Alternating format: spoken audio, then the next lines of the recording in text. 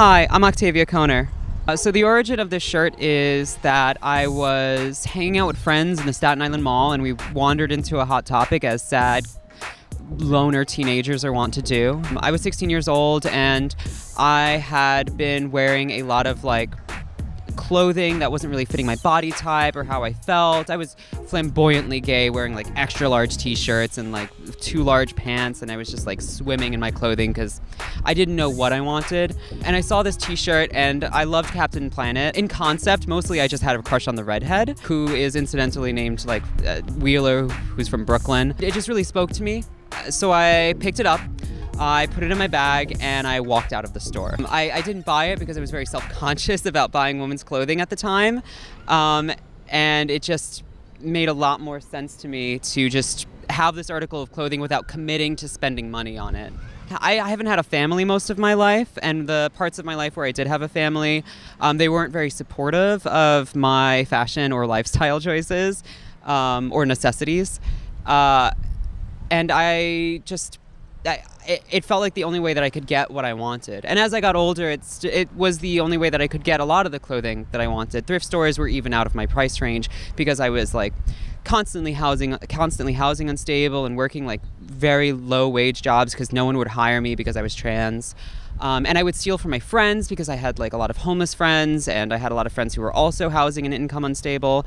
And it just became second nature for me to say, this is beautiful and I want it and I deserve to have it because I have so much has been taken away from me. It's really hard to get any sort of job when you're trans, especially when you're not passing as what people see as a cis woman.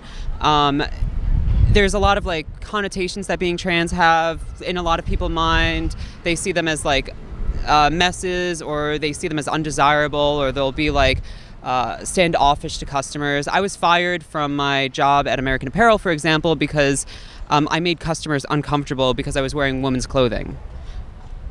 That was never the reason they stated, of course, but I had gone on sabbatical because I had a manager who was hassling me for being feminine, and it was a lot, so I just took some time off, and they told me to not come back. So retail is like any other job, and like any other job, it is difficult to get hired as trans. It's a front-facing job, so in some ways it's a lot harder to be hired when you're trans in retail. Any sort of front-of-house, front-facing job, they're going to want to hire people who fit what the clientele will respond best to, and people do not respond well to transgender women very often. Even like a trans woman who's like me, I create a sort of tension between myself and customers who might not even like my very existence, and that will defer people from buying things and hurt the company's revenue. It was much harder when I was first transitioning. I had gone many years between American Apparel so my retail job selling clothing, and my current job, which is selling sex toys.